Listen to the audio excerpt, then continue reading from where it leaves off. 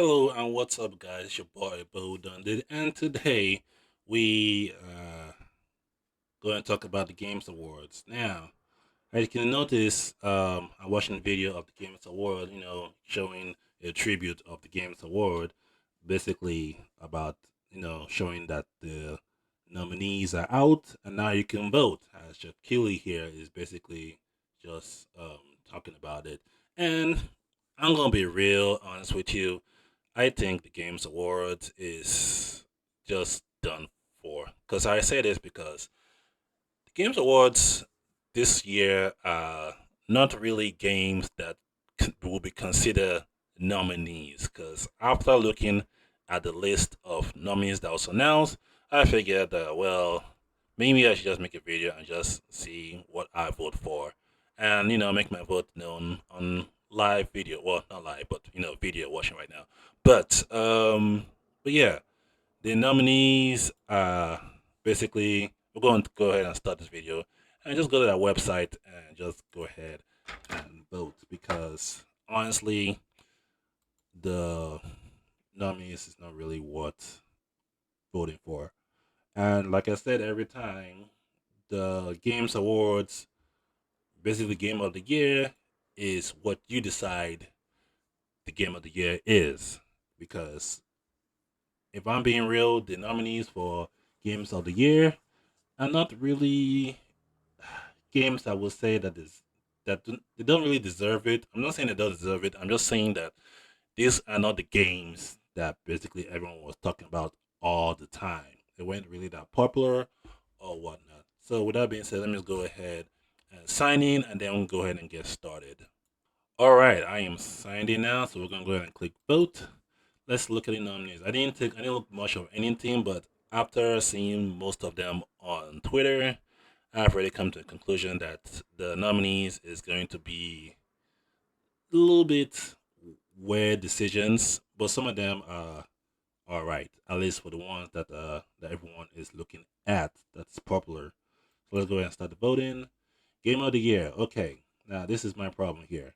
Now I can understand like Black Myth Wukong and Met- Metaphor and well, honestly, Astrobot was not. It was a great platform game, but it wasn't really anything that I find to be considered game of the year. Because I guess the only reason it's there because of the amount of things that was different, from the first Astrobot, but it wasn't that bad. But I wouldn't consider this as game of the year. I would say Black Myth Kong, Metaphor, Final Fantasy Seven Rebirth. It was alright. Like they still haven't released the last part, which I don't understand. They basically divided the series into parts, which you could just have the whole game in just one disc. I mean, you have the capacity to do that, and the idea of them breaking them into parts is just like, well, whatever. That's just me on the rant. But Elden Ring, Shadow of Ed, the Ed 3. I didn't know DLCs was considered Game of the Year because let's didn't Elden Rings win a DLC Game of the Year award? Was it Elden Rings? I think it was Baldur's Gate 3 that won Game of the Year. Elden Rings did win a Game of the Year award, if I'm not mistaken. If not, then well, I might have been mistaken, but I'm pretty sure Elden Rings won a Game of the Year award because it was so popular. I think it was 2022, I believe, and then 2023 was Baldur's Gate 3. But yeah, this lineup is, I don't know. Maybe Blattery was actually a good game. I never played it or heard about it. But I'll say if it's on here, then obviously some people liked it. But the ones I said that doesn't deserve to be here could be replaced by something else. It's Final Fantasy Seven Rebirth, Elder Ring, the DLC, and Astrobot. They could put like Warhammer 2 in here, maybe Armor Core as well, um, Persona Reload. I mean, any of those three that would work. Besides this three can go out, but just because I'm gonna pick this one because obviously everyone is gonna vote for Black Man Wukong, and I like to be different. So there we go. Let's see. Best Game Direction Award for outstanding creative visions and innovative in game direction and design. Well, Astrobot was, has some great visuals, great platformance, able to use um, different character abilities that was PlayStation games like Kratos, Spider Man. It wasn't that bad. It was actually fun.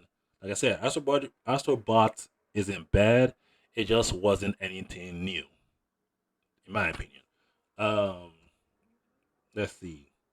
I would either go Black Myth Wukong.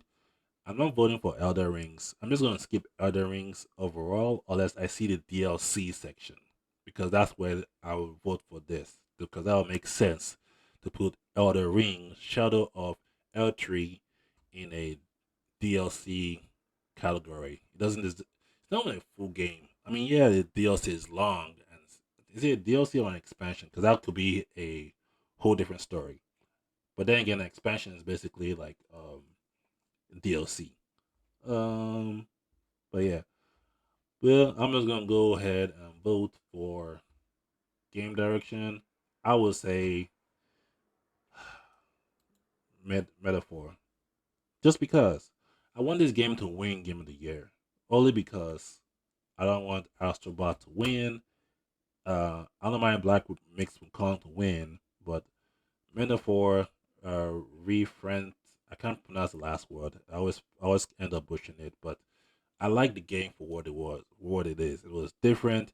It still had that persona feel to it, but it was different to like where the story was meaningful and wasn't like boring at all as I played through it. So I would say this actually deserved Game of the Year, but everyone's gonna probably most likely vote for Black Myth Wukong. Cause why? Because everybody likes soulless like game. This is true. Like this is why Elder Rings won, because Elder Ring was a Souls like game that kept people challenging left and right. It was like one of the most played games of 2022. I kid you not. Okay. Um. But yeah, that's why I won Game of the Year for 2022. Is it 2022 or 2023? No, 2023 was Baldur's Gate 3. Okay, moving on. Best narrative. Best narrative.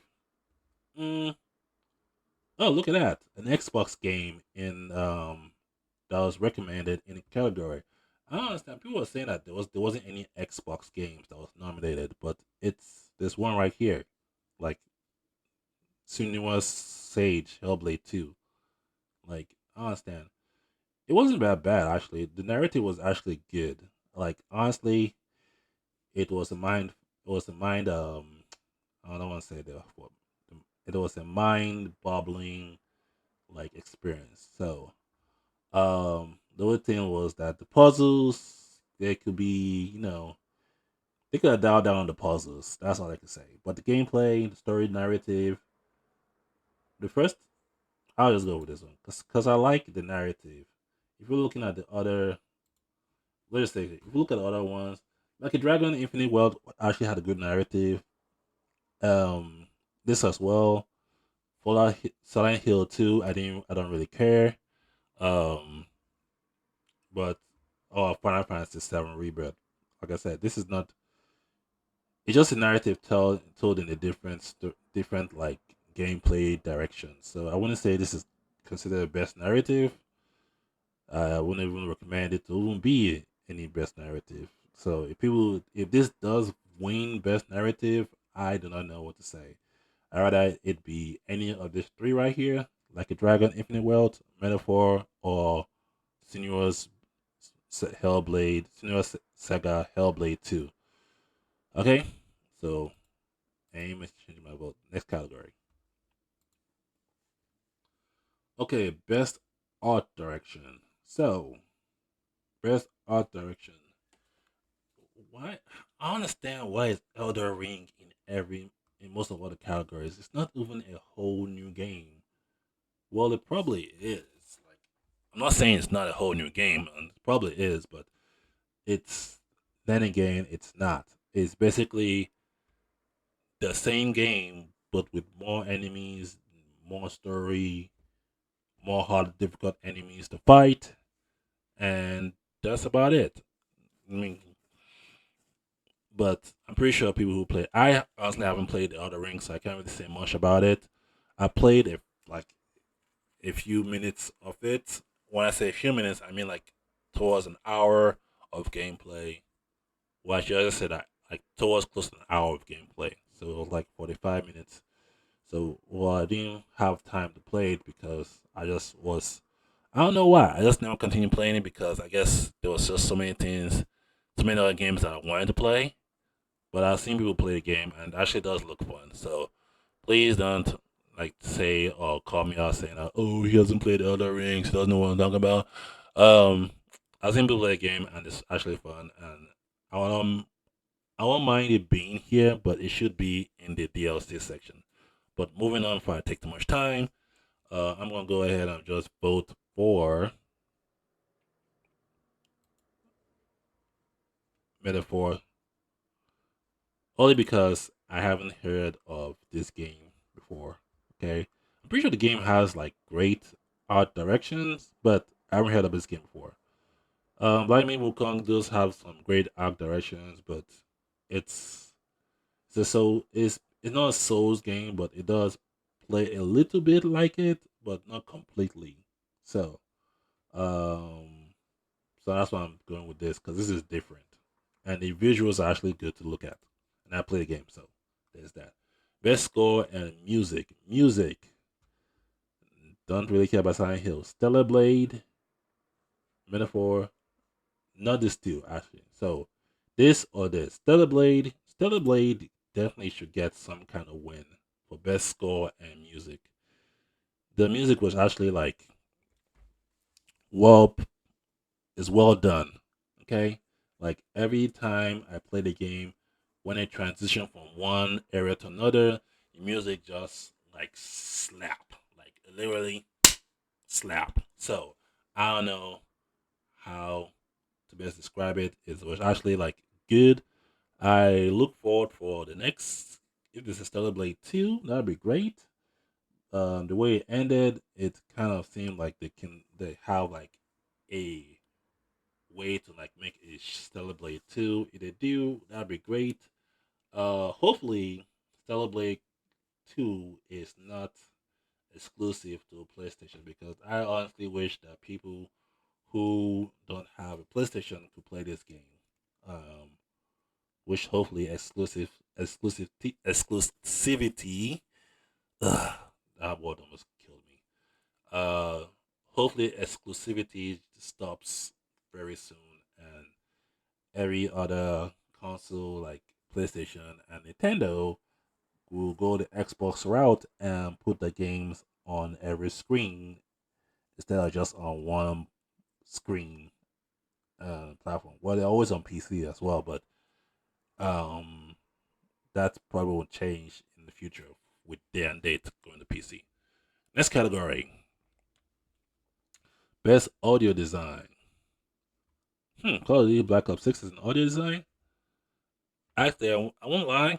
The the songs and intro and music in Black Ops 6 in the campaign and everything was actually pretty good. I will actually will not mind voting for it just because it's on here.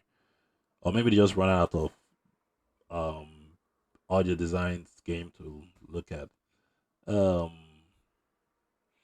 let's see.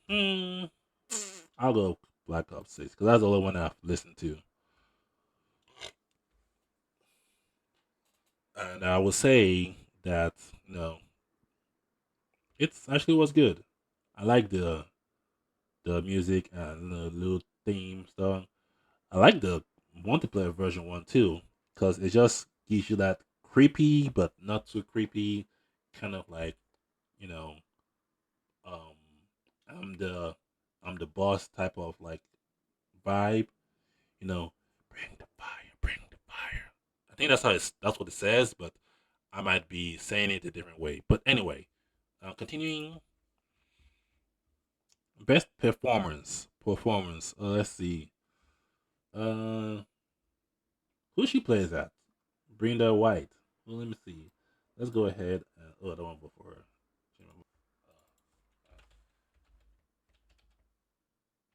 Brianna White. Final Fantasy 7 Rebirth. Who she plays at? Let's see. She is the voice of the lead character. Okay.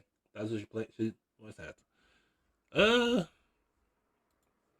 I don't know. Can't really vote for anyone that's fine.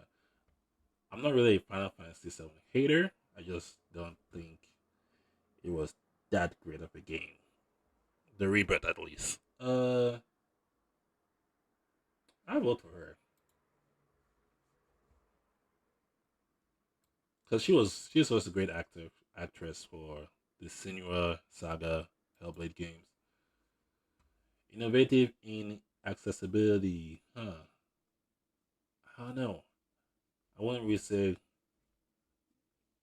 which game gives you accessibility.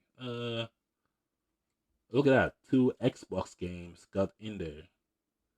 I don't know why people says there wasn't any Xbox games in this vote. I think this is why you shouldn't trust Twitter at all because people on there basically just console warring all the time. I don't know why. It just that's how it is. It's always like console war. Oh, PlayStation is better. It's better to play this game on PlayStation. Oh, it's better to play this game on Xbox. Xbox is the winner. You can't beat this game on Xbox. Just play games, man. Don't worry about don't try stop trying to flex your console that basically people who made them don't really care about you because obviously they just want your money. Especially PlayStation, since people bought the Pro when they have a regular base PS5 that basically gives them the same functions with just upgraded graphics, which is I wouldn't spend $700 for. At least not up. Well, sorry, $800, but not upfront at least. But anyway, moving on. I don't know who I'm gonna vote for. Innovative in accessibility. Hmm. Um, I'm just gonna go ahead and just pick Dragon Age just because people just hate that game for no reason. But go ahead and vote for it. Why not? Games of impact. The Life is Strange is always impactful games. Closer closer the distance. Okay, that's almost bullshit because I'm like, what the hell is this? Closer the distance. That is a name I wasn't really expecting to read. Or even that's in the game. I didn't know it was a game. Let's see. And then Indiaka. What? Okay, are these like indie games? It must be, because I never heard about them at all. I heard about Nava and Life is Strange. I heard about those four, but I guess those two were they just like put in there just because? I don't know. I've never heard of them. I'll look them up later. But I'm just gonna go with Life is Strange. Well, Life is Strange games are always impactful for me. Best ongoing now. Fortnite. Well, Fortnite does have like good like seasons. So, what's it battle royale though? I don't know. Battle royale games. I don't know. Find it very difficult to vote for a battle royale game. Although they do have more stuff to do besides battle royale, but I mean, the main function of Fortnite is battle royale. So yeah. Helldivers 2. I don't know. I don't know if it's considered the best ongoing because they have a bunch of controversy with them making it a PlayStation login required in all types of countries, basically blocking off Helldivers to access to different countries. So they lost a whole lot of players, both on PC, which basically the majority of players are on PC, and it basically caused a stir up. And well, the game is still fine and playable, but it's not forgotten. Unlike one other game, which I don't mention. I just vote for Destiny 2 because, well, because it has content that's released almost every other month. It still brings content, even though people are always like up and down about Destiny 2. It still brings out content for players to play to basically come on, log in, play for a little bit, and then keep going. So yeah, I would say Destiny 2. Although if Destiny 2 doesn't win, and what else? And this wins Final Fantasy 7 Fortnite. If Fortnite wins, y'all don't play video games. Okay? If Fortnite wins, y'all don't play video games. That's all I have to say. Anyway, moving on. Best community support. Hmm. No Man's Sky, yes. No. No. No. Yes. So No Man's Sky or Baldur's Gate 3. No Man's Sky, Baldur's Gate 3. I would say Baldur's Gate 3 because why not? No Man's Sky um definitely gets community support for me. Sorry, Baldur's Gate 3. Um it's kind of funny. I never played the game, but you know what? I have heard a lot of people talk so much great things about Baldur's Gate 3, how they listen to the players, how they interact with the players and community, and all good stuff about Baldur's Gate 3. Moving on. Best independent games. Um, I don't know. I always go Nava because this game keeps on popping up everywhere. So next, best debut indie game. I don't know. This looks like fun. The Plucky Square, Pacific Drive. Not really that great. What? I don't pick this one because I heard someone talk about it saying it was good. So that's that. Next one, best mobile games. Zenless Zone Zero and Wuthering Wave. And then wait, that's a mobile game? How do you know? Okay. I don't know. AFK Journey. Okay, so these are actually good ones. I would say AFK Journey, Zenless Zone Zero, Wuthering Wave. Um, I was gonna go Wuthering Wave.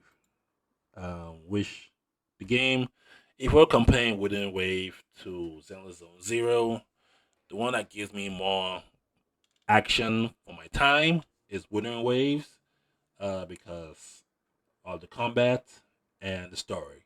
Story is kind of like falls flat a little bit, but it gets better. It gets better after like going through the city part, if you know what I mean. Um, but yeah, I'll say Wooden Wave. Now, if Zenless Zone Zero wins, all I could say is if you win, listen to me, Hoyoverse. If Zenless Zone Zero wins, give us a free 5 star. Okay? Look, Honkai Star Rail won last year and gave us a free 5 star. So do that as well. Or you know what? Just give us a free temple. Okay, I'll be happy with that as well. Uh, and also Wooden Wave. I'm looking at you, Crew Games. If you win Best Mobile Game of the Year, give us 10 free pools. 20 to be generous. But you know what? If free 5 star will also work. So moving on. Best VR or AR, don't care. But you know what? I'm gonna go Batman just because Batman. That's why. Um, Best action game. I'm gonna go for Warhammer 4,000. Sorry, 40,000. Or is that 40? No, I don't know. I sometimes forget my number. I sometimes screw up my numbers, but that's 40,000. That's 40,000, 40,000. Okay. So yeah. Yeah. So let's go ahead and vote for that. And let's move on to the next category. Okay, so now we have best action or adventure game. Um, okay, I'm gonna be real honest with you. The only games I can see that is worth winning an award for best action and adventure is either the Legend of Zelda, Echoes of Wisdom, or Astrobot. Actually, Prince of Persia: Lost Chronicles so will be a good win as well. I would say why not the Legend of Zelda because well, this is the only game that you actually get to play as Zelda, which is um very rare. And here and obviously Smash Bros. But this is the one game that she is basically the star or the protagonist in this game. But yeah, next one, best RPG. Now, Dragon Dogma 2. My thing with Dragon Dogma 2 is that although it was a good game, it was just like a bunch of the futures. It's just like, oh my god. You basically have to walk around to each location. Like there's fast travel, but that's like only like when you get up in the morning time. Like when you have games like you can like go through the whole day and basically the day goes on like and then goes to night and day and stuff. Yeah, that's how Dragon Dogma's like fighting like day is like, and it does like the monsters and difficulty do change when it's day and night. Um, and more monsters appear at night as well. So I like that about Dragon Dogma 2. But Dragon Dogma 2, the fast traveling just kind of sucks, and it should be something that should have been improved. I don't know why. And also, the part about you and basically your pawns not knowing how to swim is it's so freaking annoying. So you can't swim. Every time you go in the water, some kind of evil monster like grabs you and then kills you if you go in it. So the point about even swim, you can't even swim. You and your pawns can't swim, but other people can, but you and your pawns can't swim, which is stupid. Anyway, Elder Rings, like Final Fantasy Seven Rebirth. Well, I don't know. Move on, and then Lucky Dragon. Well, honestly, these two Sega games, my top pick.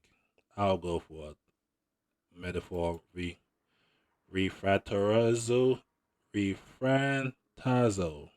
Hopefully, I get it right. I don't know. Best fighting game. Okay, well, yeah, Tekken 8 or Dragon Ball Sparkling Zero. Honestly, if I'm being really serious, you don't need skills to play Dragon Ball Sparkling Zero. You just need to have better timing to play it, but that's about it.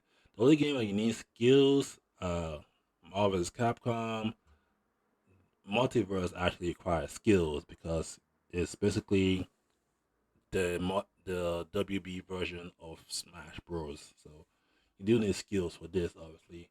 Grand Blue Fantasy vs Rising, yeah, you do need some skills.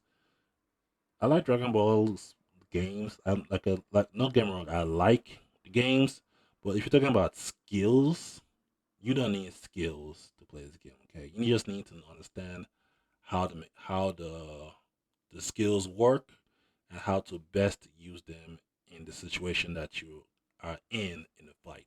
That's basically what Dragon Ball Sparkling Zero is.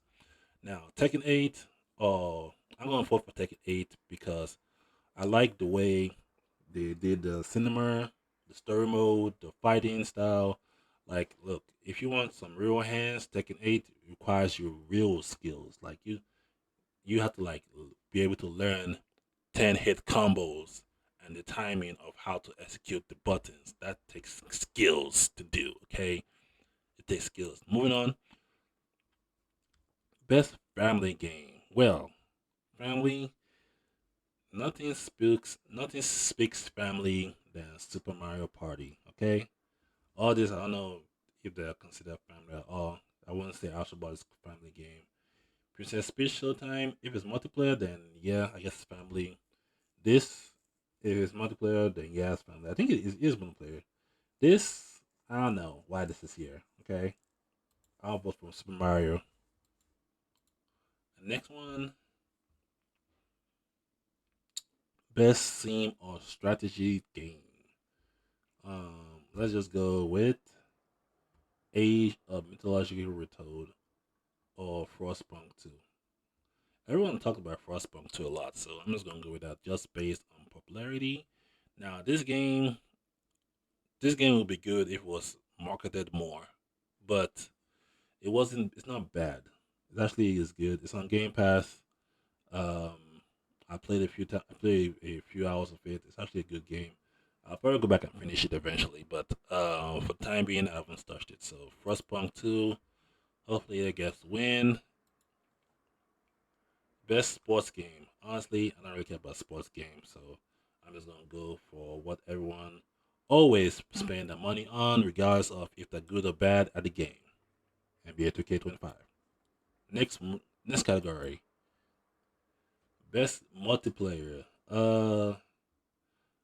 Honestly, I will pick Helldivers 2.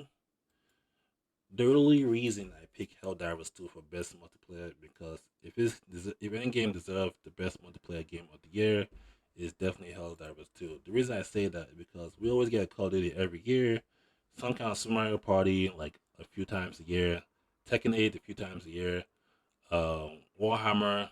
Very rarely we get any Warhammer games, but basically it's just a two-player game.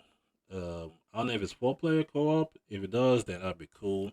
But I'm pretty sure it's just two-player co-op.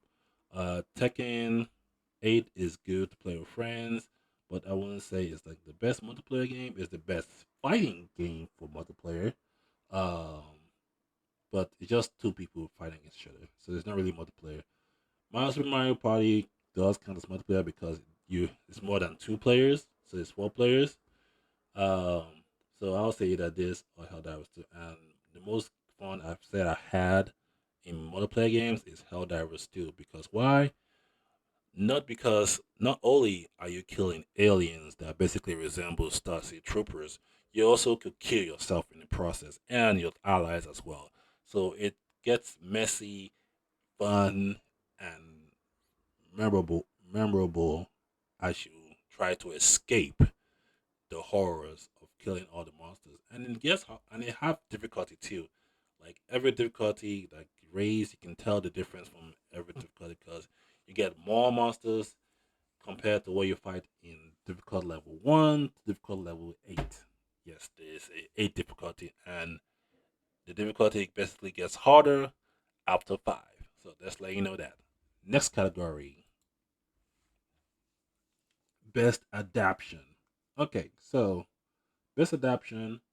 Uh, let's see. Now, Tomb Raider wasn't actually bad, but people didn't like it because I don't know why they never seen a muscular woman do things. Well, no, it's not that. So they see Laura Croft in some scenes, and they basically call her a muscular woman, and they're saying that she's too muscular to do all these things. When in reality, a skinny person cannot do all those things a Lara Croft does, unless they have some kind of muscle in their bones. So, yes, there's that. Oh, I didn't know like a dragon had like a an adaptation. Hmm. Wasn't all that great. Knuckles. Knuckles wasn't bad, but it was a series, and it's basically like a little prequel to before Sonic the Hedgehog 3 comes out. Or Sonic 3. So the other one comes is Arcane and Fallout. Arcane is well done. I shit you not. It is well done.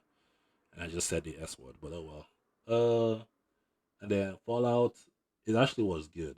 It's really good. I actually like, watched it from beginning to end. Although I couldn't watch it in a whole binge watch, but it was fun to watch. So um, I'm gonna go with Fallout only because the adaptation was well done. Because if from my experience of watching like adaptations of video games, they usually don't always go well. And I'm actually surprised that Fallout actually did so well. Like it did well. It did like have some of the lores in there that was well done. And I would say it was good. Hopefully, the Mass Effect adaptation is good because it's also Amazon Studios, so hopefully it's good. Next one, most anticipated game of next year. I'm guessing. Okay, so I guess GTA 5 is confirmed. Well, GTA 6 is confirmed for next year. But let's see, what is this? So, Monster Hunter Wild, Metroid Prime 4, Grand Theft Auto 6. This is gonna win, regardless. I don't know why. People are gonna vote for this. Ghost of Yota or Death Stranding 2. Mm, I'm gonna go for Monster Hunter Wilds only because I know people are gonna vote for GTA 6. Just because I know people are gonna vote for GTA 6, and I want to be different. So we got four more categories: Content Creator of the Year. I do not know any of these people. Content creators. I don't know. I'm gonna vote for. Let me see. I'm vote for her because she looks different. She looks different. Let's see. Best esports game. Um, League of Legends esports games are actually like pretty good, so I'll vote for that. Or Dota. So, but League of Legends, and also, Arcane came out this year, so why not give it to them? Best esport athletic. I don't know any of these people, so I don't care. So I'm gonna vote for this guy because he gave a thumbs up in his picture. That's why. Let's go ahead. Best esports team. I don't know. Let's Billy Gaming. Okay, I'm voting this guy. Next category, and that's it. So, that was what 10 minutes to vote. Open round one. Let's see. They find me when voting open for each round. Round one open December 2. Round two, round three. So I guess this is basically they start cutting off for see who wins the categories. I don't know. But basically, those are my votes. Hopefully you guys have better votes than I do. Well, obviously I know the obvious votes that you guys have, but let me know what you guys think about the Games Award. Is the Games Award worth your time? Is it better? Is it getting good or is it getting worse every year? And what are your thoughts on the choices that was made for the categories? Go ahead and leave a comment in the video. And also like the video because I will be doing more content for anything game related. So I thought I'd do this because it's the Games Awards and everyone always talks about the Games Award and this game wins and everyone know this game won Game of the Year award, so it must be great. Or people just be talking about this. So I thought it'd be great to do this. And with that being said, I'm gonna go ahead and end the video here. Thanks for watching, and I'll see you guys next time. Peace.